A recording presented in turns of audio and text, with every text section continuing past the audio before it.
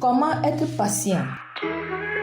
Ce que j'essaie de dire, ce que tu as sûrement tendance du moins, c'est ce que je crois, à croire vraiment que tout ce que tu fais doit changer ta vie maintenant. Ce qui n'est pas le cas. D'ailleurs, les plus belles choses prennent du temps pour se réaliser. Il y a l'histoire du bambou chinois. Je ne sais pas si tu la connais. Le bambou chinois, en termes de généralité, prend 5 ans à grandir. Sauf que pendant 5 ans, il est sous terre et en espace de 5 semaines, il peut prendre plusieurs mètres. La question est la suivante.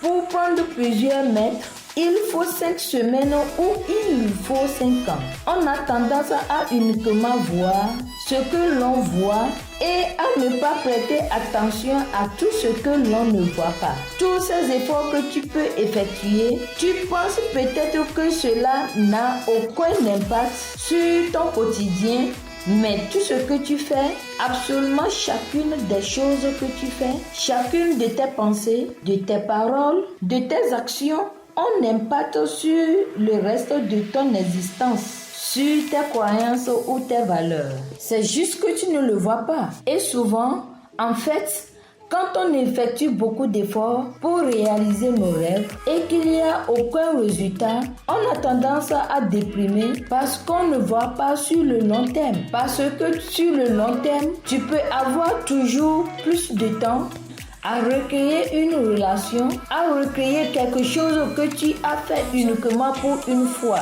Pense long terme. Fin de ce deuxième numéro sur le thème « Comment être patient ». À la prochaine.